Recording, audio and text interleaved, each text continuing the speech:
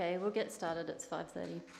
I declare the agenda briefing forum of the 11th of May 2021 held in Council Chambers at the City of Subiaco open at 5:30 p.m. I welcome councillors, staff and members of the community. On behalf of the City of Subiaco, I acknowledge the Whadjuk Noongar people as the traditional custodians of this area. We recognise their cultural connections to the land and waterways of Subiaco and their continuing contribution to our city. Please note that this meeting is being recorded and live streamed, and so by being present at this meeting, you consent to the possibility that your image and voice may be live streamed to the public. Recordings will be made available on the City's website following the meeting. So, councillors, I note we have a couple of apologies tonight. I have Councillor Mansfield and Councillor Nash, and it looks like Councillor Davis and Rowe are either late or, oh, there we go, not late, almost late, just in time.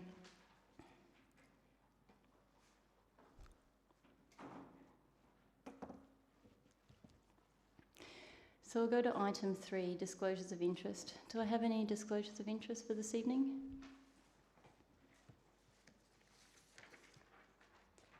So we might get straight into questions then. C1, Draft Local Planning Policy 5.1, Car Parking Transport Preparation for Public Advertising. Do I have any questions on C1?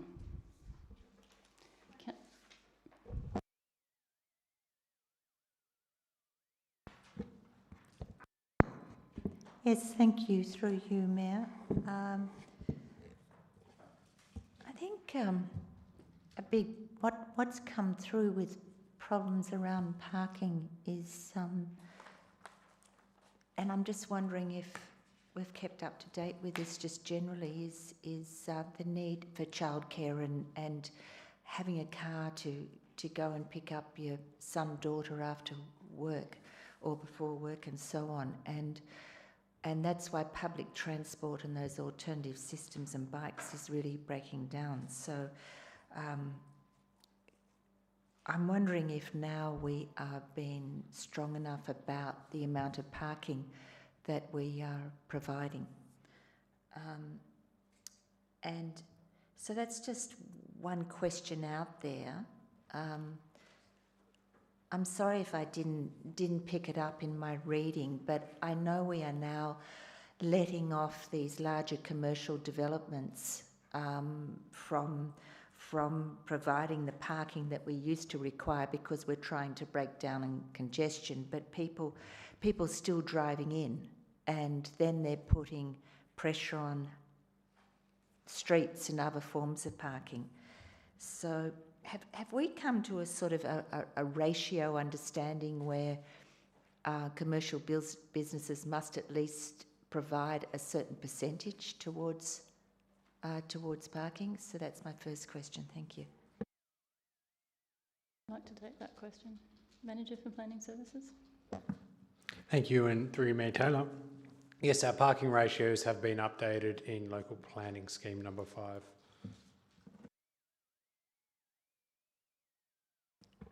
Thank you. So what sort of, so when you say they've been upgraded, does that mean that we're now requiring more parking, and what sort of percentage is it? Thank you. Thank you, and through you, Mayor Taylor. This all occurred when Local Planning Scheme number 5 was gazetted. So there's a number of categories in our local planning scheme. So depending on the nature of the development, that will determine how many car parking and bicycle parking bays you would need. So in some areas there's a minimum and a maximum, and it depends. So it'd be different for a residential development compared to an office development, compared to a childcare development, which they have different. It's probably not the right forum to go through every different category and which one, but they have been prepared and following a rigorous study in TAPS, in the Transport Access and Parking Strategy that the City completed just a few years ago. Yes, thank you. But my understanding now we're looking at the policy, aren't we, that wraps around that is the guiding, or am I totally missing the agenda here. I understand we were dealing with the policy 5.1 car parking and transport, so it was the guiding rationale to how we provide parking or let development off providing sufficient parking. Am I right in that understanding? Thank you, and through you, Mayor Taylor. So the parking controls are in the planning scheme. So if a development doesn't meet those parking controls, then we use the policy to guide discretion and decision making. So this doesn't introduce any different controls to our scheme, but what it does is allow for information to be submitted to guide the use of discretion. So that discretion exists, it's just providing a framework around that. If I may continue, thank you, Mayor. In this policy, I didn't notice, but maybe it's there, did we also consider what other alternative parking is offered in the vicinity, in the precinct, sort of in the vicinity to that proposed development, that's other than street parking or short-term parking? Because as you know, we have a number of parking stations, so to speak, like underneath Subiaco, which could provide a lot of all-day parking, and we have all-day parking on top of crossways and so on. So does the policy include that consideration? Thank you, and through you, Mayor Taylor. Yeah, it includes existing car parks and the availability of general parking in the area, and most of that is considered in a transport impact assessment that would be provided. So that's all considered in the policy. Councillor Jennings, you had questions? Thank you, Mayor, and through you. On page 3 of the agenda, those dot points, the third last dot point, any car parking deficiency or surplus associated with the existing use of the land. I just wondered why we're taking into account, existing use when it's for new development, presumably, that this policy will apply, or will it also apply to, I don't know, some variation of existing requirements for existing approved uses, or is it all for new development? Could you just clarify that? Thanks. Manager for Planning Service. Thank you, and through you, Mayor Taylor. So there might be a change to an existing development. So if the change, for example, includes a continued shortfall, but the shortfall is less than what it was before, then that's consideration that you would be giving. Councillor Hammersley.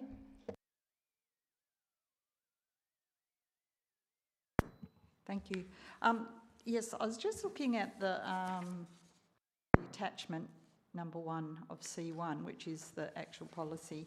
And could I just ask where it says halfway down the page, 3.1 starts where the demand for car parking associated, it just looks to me like there's a word processing error there. So it's really a question on notice, I suspect. Can somebody have a look at that, because that doesn't make any grammatical sense to me at the moment.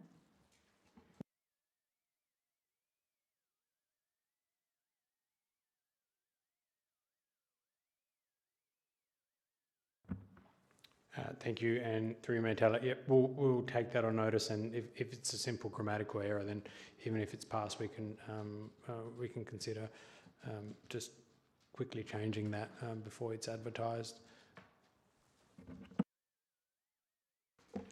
Councillor McMullen. Just a question about the second last dot point in the list of discretionary criteria. That's at page 3 of the briefing agenda papers. I just don't understand why there would be a situation where the car parking required by LPS 5 would have a significant adverse effect on the amenity of the development or locality. Perhaps the manager could just talk through the types of situations when that might apply. I'm just not sure why there would be situations where we've complied with LPS 5 and yet there's significant adverse effects as a result.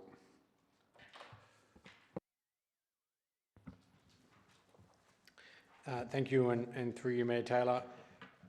So when parking controls are applied, they are applied across a number of land use categories all across the city.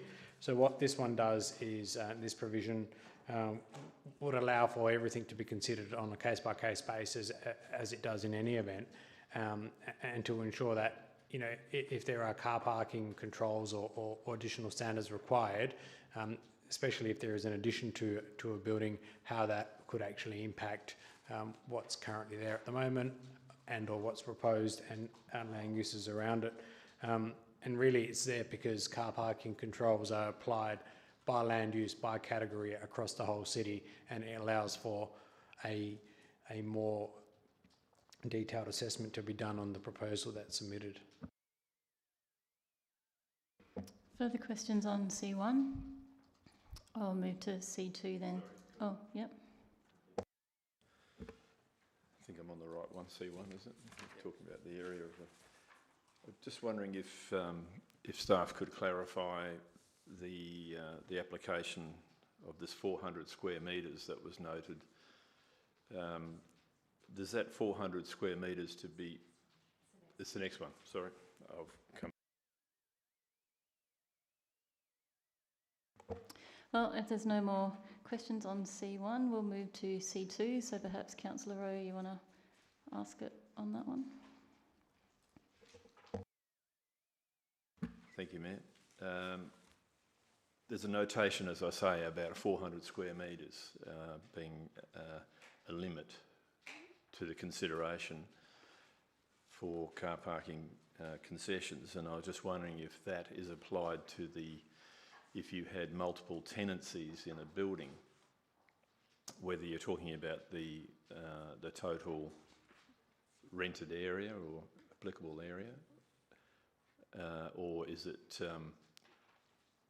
if there was one tenancy that wanted to increase their area, that there's a 400 square metres applied to the total rented area, or just to one tenancy? For example, on a two-storey building, tenancy upstairs, different tenancy downstairs. Would the 400 square metres apply to the whole building or just to the area upstairs, for example?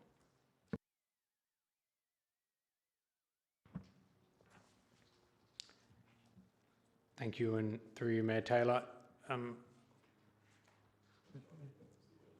Yeah, so this this policy doesn't deal with the car parking. I think we just dealt with that previously. But anyway, I'll answer it. The land use applies. The 400 square metres applies to the land use area. So if it's a specific tenancy for that 400 square metres, then it will apply to that specific tenancy for the land use exemption.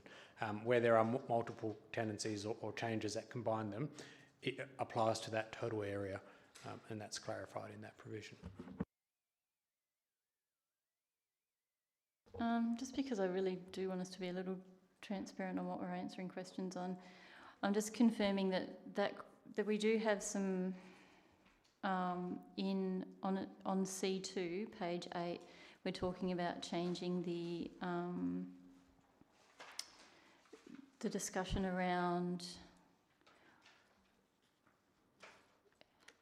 determining restaurant cafe land uses with a net lettable area of no more than 300, and then changing that to 400 square metres, and how that then is applicable under this proposed policy. But the question Councillor Rowe is asking is relating to car parking in C1. I'm just checking, which is why I think there was some confusion from some on the 400. That's okay. If I may, another question as to whether staff have considered at all in, I'll take you back through the years. So we're talking parking again, cash in lieu. We used to have cash in lieu. That didn't get up when it was challenged.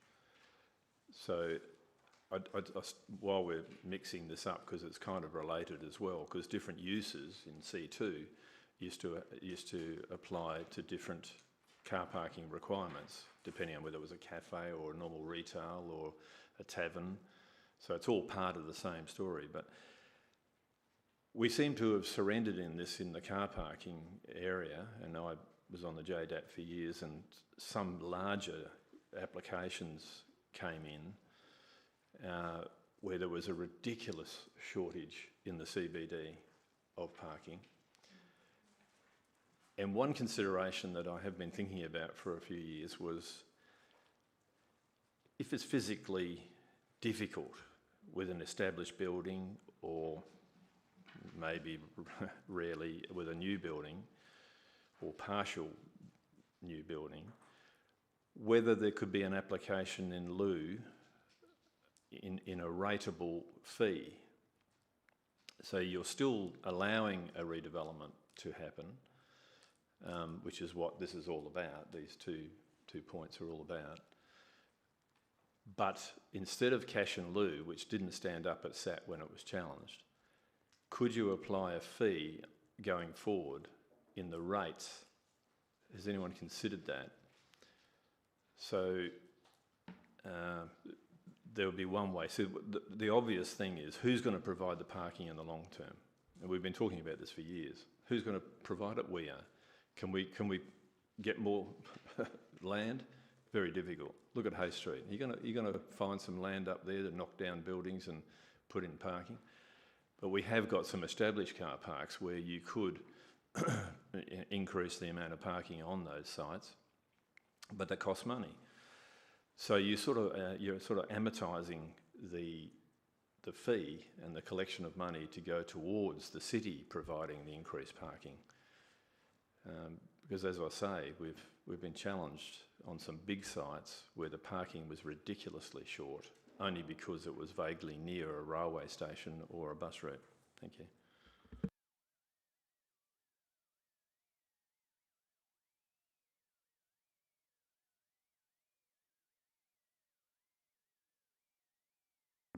Has it ever been considered to apply a rate levy? Let's call it a levy.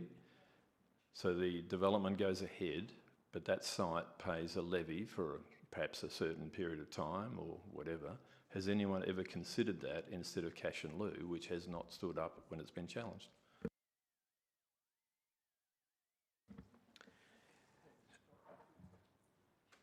I'll answer it probably from the planning sense and then go to Scott. So through you, Mayor Taylor, it's a bit difficult in a planning sense because planning fees are constrained by legislation and the regulations, so we can't do it in a planning sense. And I guess I'll hand over to the Director of Corporate Services on a rate sense. Through you, Mayor Taylor. In relation to rates, you can't kind of put a levy on a specific property. What we have looked at in the past is that if we did do a redevelopment of one of our car park sites and say make it a multi-deck car park or something like that, that effectively that capital cost and including if we borrowed loans, the principal repayments of those loans, you could apply a specified area rate. We looked at that. And you could do that, but it would be for, say, for example, apply to all commercial properties within the area that you've selected, and you can't do an area that's one property, just in case you were thinking that has to be. But you could, so if there was an area where, because of the distance from the railway, they weren't needing to provide the car parking requirements under the scheme, you could look at it from the possibility of a specified area levy, but it would be needing to be tied to a development that we've done for a car park, and then applying the fee accordingly to recover the capital costs. Any further questions on C2 if we move to C2? Finalisation of Local Planning Policy 8.1. Councillor Hammersley? Well, yes. Do you mean C1 or C2? Yep, so we're still on C2.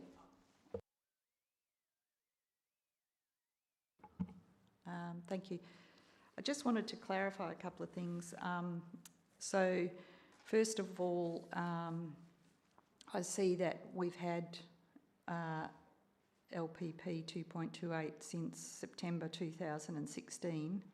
And am I right in reading this and understanding that at that time the council set the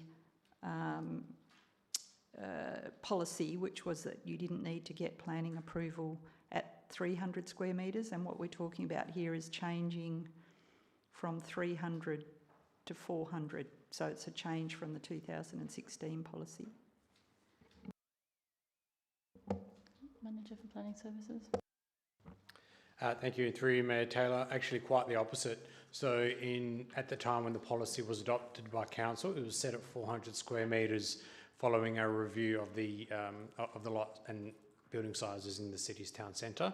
Once the policy was then taken by the state government and enshrined into legislation, they reduced it to 300 square metres, presumably to apply Western Australia wide. So what this policy is doing and maintaining is Subiaco's initial 400 square metre requirement. I think that's important to appreciate, so I'm glad we've clarified that. This is really just a curiosity. I noticed on page 6 that we understand that the City of Subiaco's 2016 policy was an exemplar, and that we were ahead of the pack. And so I was just wondering, how do we actually know that they used our policy as a template? Or is that just a supposition because the wording looks so familiar? Thank you, and through you, Mayor Taylor. We know as we worked with the Inner City Council's planning working group, so we did a test run with this policy with the Inner City Councils, so cities of South Perth, Vic Park and Vincent and Perth, and a number of those councils adopted very similar wording or the same policies as ours, and working with the planning reform team at Department of Planning, Lands and Heritage, they used our policy as a model template, and then that was then turned into legislation. So we know by working with them. It's just interesting history, particularly when we're regularly told that there was no updating of any planning in Subiaco for 20 years. Anyway, I do know that we've had that one submission and the sensitivity about the local centre and mixed use zones going from 300 to 400, but we've already been at 400, so I was just wondering, over the period since 2016, have we had many changes of use in that 300 to 400 zone? I mean, did we pick, I presume a study was done as to the size of tenancies and what was likely to be useful to allow business to be flexible. I'm just trying to grapple with why, for the rest of the state, 300 was thought to be the right balance, but in Subiaco, back in 2016, it was decided that 400 would probably be the right balance. Can you give us anything on that?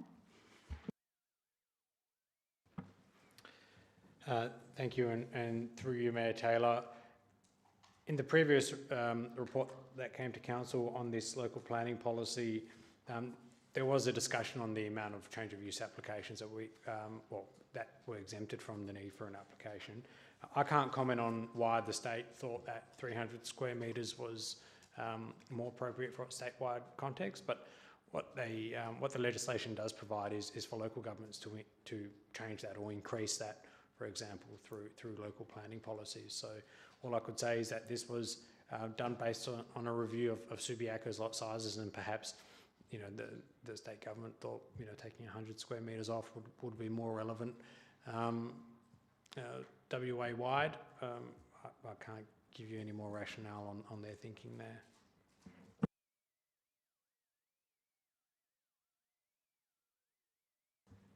Thank you, Mayor, and through you.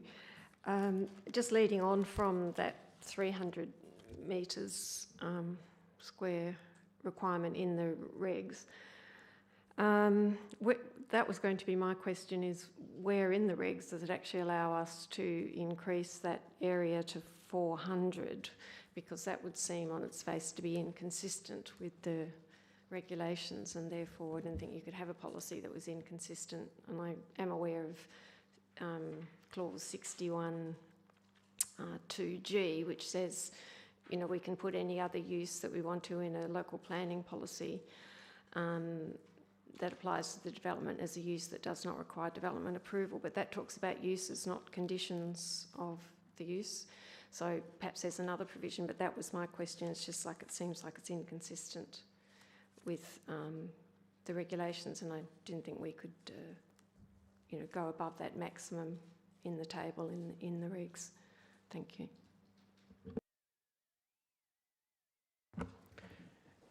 Thank you, and through you, Mayor Taylor.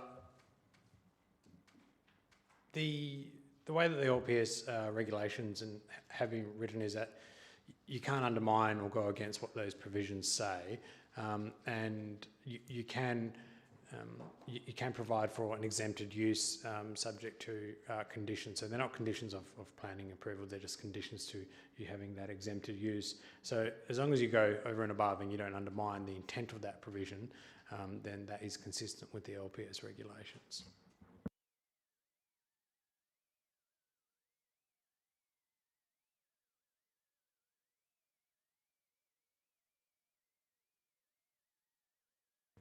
Thank you, Mayor, and through you again.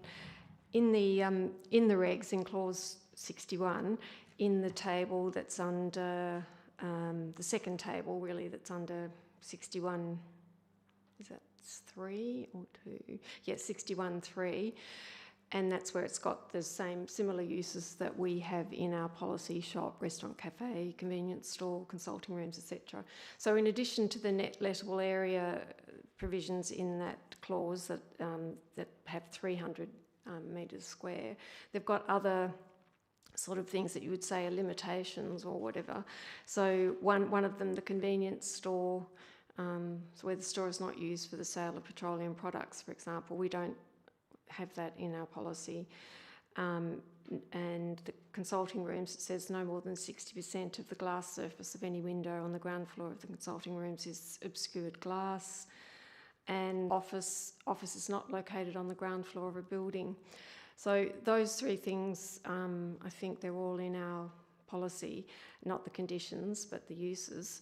So how do those, so does that mean under our policy that those conditions that I just mentioned for those three uses, they're not going to be applicable? And so we're effectively doing away with those things in our policy? Could you just explain the effect? Thanks.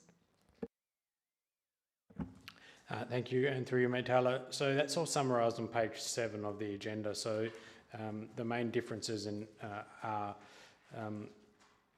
the exemption of local shops, exhibition centres, fast food outlets within the town centre area, the addition of 100 square metres to 400 square metres, and our policy would allow for offices on ground floors to be exempt from the need for a change of use. Again, that goes back to the nature of the Subiaco town centre and the way that there are a number of offices and changing offices that pop up along primarily Hay Street, really.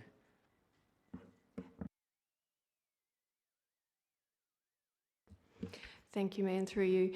Well, like our activity centre plan, I know that's all about, you know, activating the ground floor, and I don't know what extent that goes to like not having obscure glass, because that presents a pretty, you know, cold and unfriendly front. And I thought that we were trying to generally get, you know, things to look more active and welcoming. So, you know, the rationale for not, what would be wrong with including or leaving that or adding that condition into the policy about, for example, obscure, not having the whole of the glass obscure. So it just creates a bit more of a sense of, you know, activity, welcoming life, and not just an obscure glass that's got nothing going on. Thanks.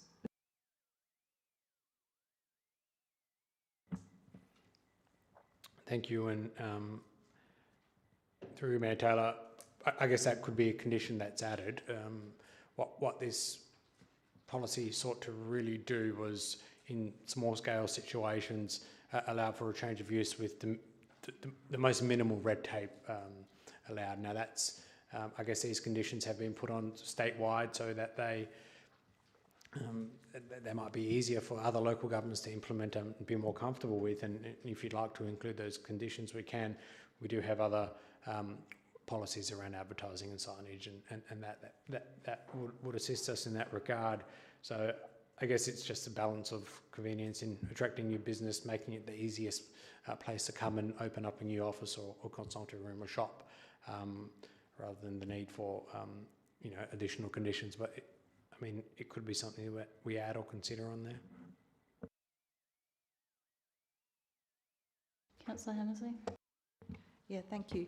I just remain a little bit concerned about the interplay between regulation and policy, and perhaps this is just something on notice, but if we could be directed to where in the Act or the regulations the power to ignore things like those that Councillor Jennings has just identified, that would be of assistance to know, because it strikes me that at a state level these goals of activating town centres, of making it easier for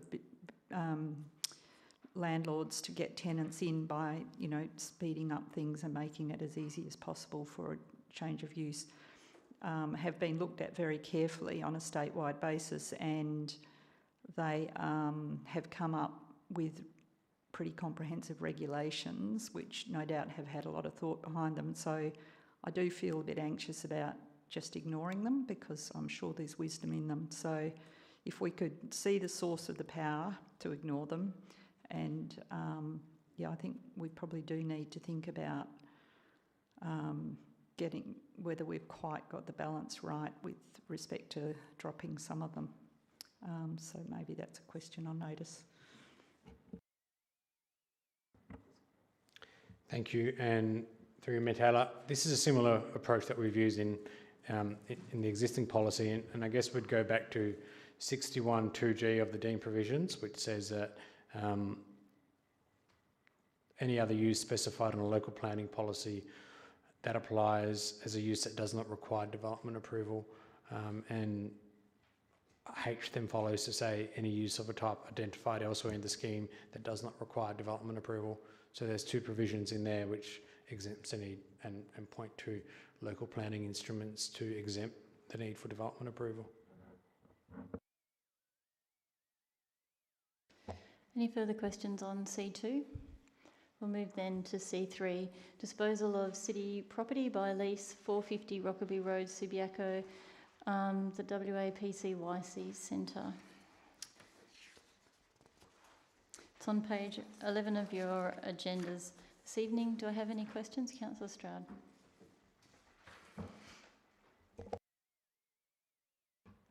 Thank you, through you, Mayor.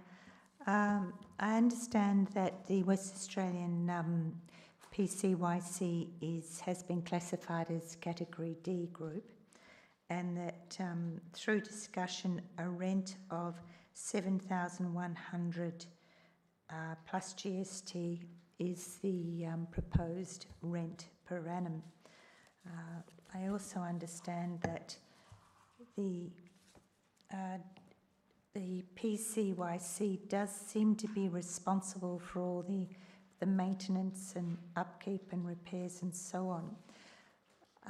But what I wanted to ask you, in lieu of that, are we losing money on that proposal, or does 7,100 cover us, and do we break even on that? I appreciate WAPCYC is a terrific community provision, but it is also the police force, which is covered by the state. So I was interested in whether that covers our costs. Thank you.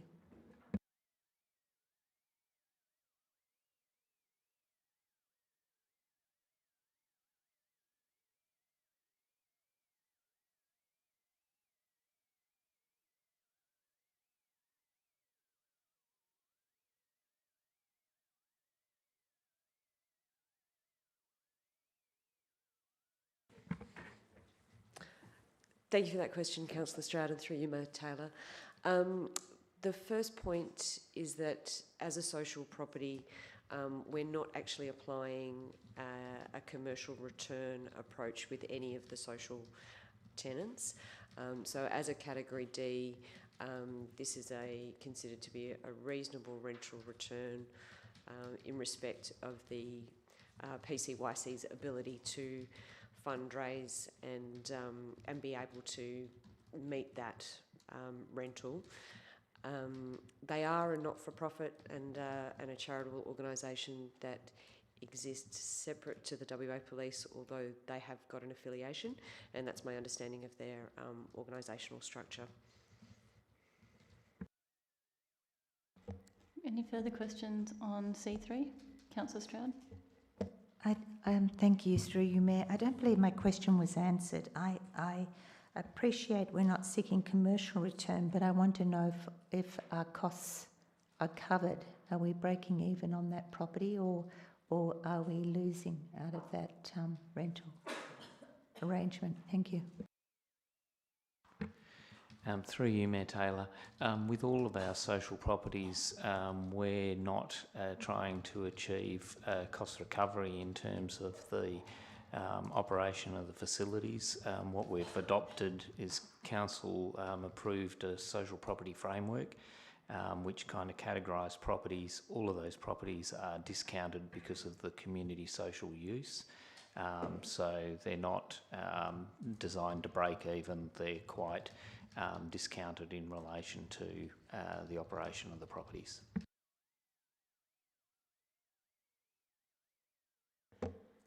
Further questions on C3? Councillor Hammersley? Thank you. Just don't know that much of the history of this. I was just wondering, is the rent that's been proposed broadly in line with what they've been paying in the past? Yeah, but I just couldn't hear what they were going to say, so I just wanted to add to that. My question was, what is the current or the previous rent, just as a comparison? Previously, prior to council adopting the social property framework, a lot of our leases with our social properties were effectively a peppercorn lease, so either a $1 lease or a very minimal payment. A part of the review that council considered and then adopted the framework was to recognise that peppercorn leases kind of aren't appropriate anymore moving forward, but obviously we don't want to be doing full cost recovery, and so we came up with the categories and classifications and then the rents accordingly. So previously they were paying peppercorn lease because they had a lease that was negotiated and established when we were operating under a different framework. Yep, Councillor Stroud. Thank you, Mayor. I understand all those parameters. Thank you. So, how do we come up with 7,100? You know, why wasn't it 7,500, 8,200, 6,800? I mean, there must have been some sort of rationale to how you come to that figure, appreciating that before that it might have been $1 a year.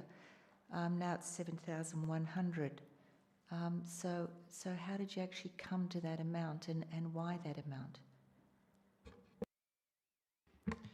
Through you, Mayor Taylor, I suppose the simplest answer is that effectively we've been negotiating with the PCYC in terms of within this category. It does take into consideration the capacity of the user to pay a bit more than some of the other social groups that are in the other categories, and we've then negotiated between the rent, the rent review provisions and other conditions within the arrangement with the PCYC, and that's where we've ended up with the negotiations that we've got agreement from them to enter into if council is supportive of the proposition. Thank you. And if we were to lease out that property for a commercial return, how much would that be? Through you, Mayor Taylor, we can't lease that property for a commercial return. It's on a reserve.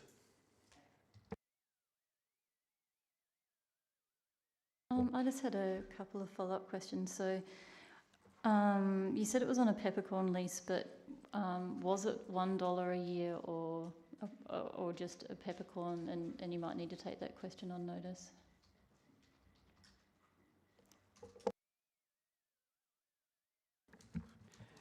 We think it was $1, but we'll take it on notice and come back to you.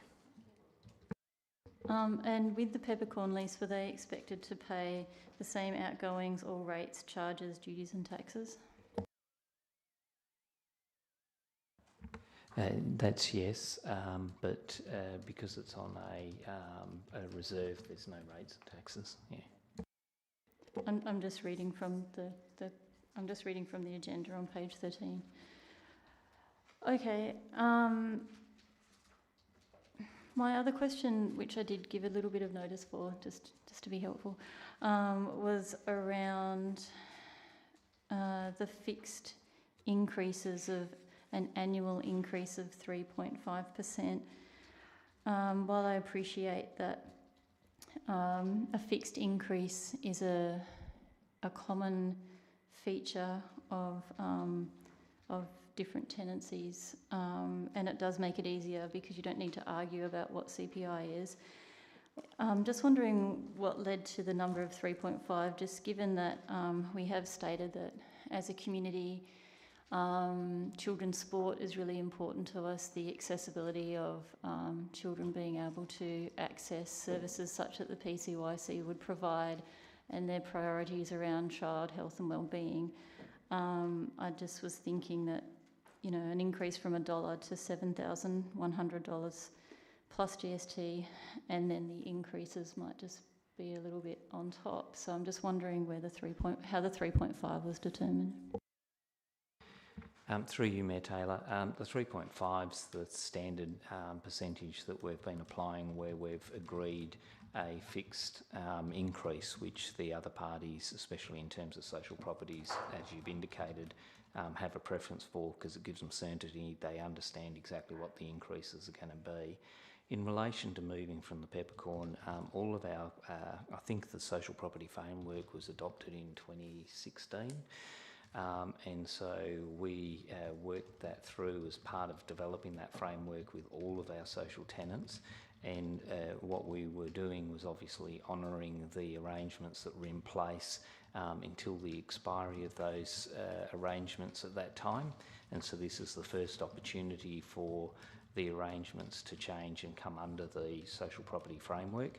So all of our tenants were aware that we were transitioning to that, what the amounts were, and when we went and negotiated the framework with all our tenants, they all had input, and we got agreement across our social tenants in terms of what that framework was going to be in developing it. So hasn't been a surprise for them.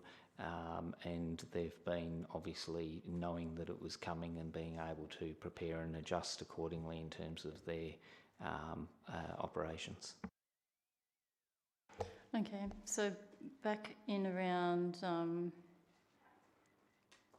was it November 2018 or 2019, where we decided to increase from like $1 to $600 the toy library. That was around the time that this framework was changed for social leases. Through you, Mayor Taylor. No, with the social leases, the framework was adopted in 2016. It was reaffirmed, I think, possibly in 2018. I think it's actually been reaffirmed by the council a couple of times.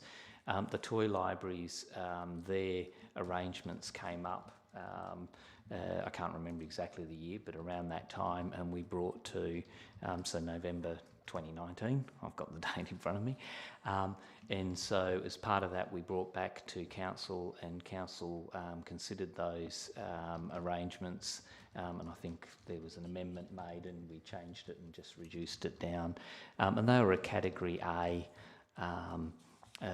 group, so sitting in a different classification. Okay, thank you. Any further questions on C3? Councillor Rowe. Just to a corollary to what you were asking, Mayor Taylor, on the bottom of page 13, yes, it does say the tenant will be responsible for payment of all outgoings, including without limitation all rates, charges, duties and taxes, which is a little bit misleading. But I assume from that that they are paying water and power on top of that, 7,100. Through you, Mayor Taylor. When I said we don't do rates on the reserves, but of course what is applied is potentially the fees levy. So fire and emergency services levy, because that applies. Sure. And then next question is water and power. Yes, to water and power. Any further questions on C3? Councillor Hammersley. Yeah, just following on from the earlier questions and noting on page 14 that the tenant is responsible for cleaning, maintenance and structural works. So I'm just wondering what the city is left to do. Is there anything, because Councillor Stroud I think did ask a question trying to find out how much money do we spend on this building or this property per year? And I'm just wondering if it's anything at all.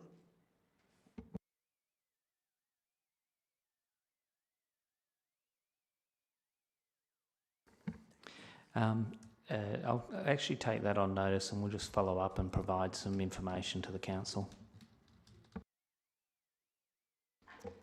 If there's no further questions on C3, I'll move to C4, financial statements and reports for the month ending 31st of March. Any questions on C4? Councillor Jennings. Thank you, Mayor, and through you. I noticed that there was a number of rate refunds. There was one big one, $20,000 something. But can you just explain what that is about, if there is a common theme? If not, you won't be able to explain the whole thing because there was quite a lot of them. Thank you. Through you, Mayor Taylor, apologies for this, but I have to take that on notice and I'll have a look and find out exactly what they related to and if there was a common theme to it. Further questions on C4? Okay. So if there's no further questions, I'll declare the City of Subiaco Council Agenda Briefing Forum of the 11th of May 2021 closed at 6:18 p.m. Thank you, councillors.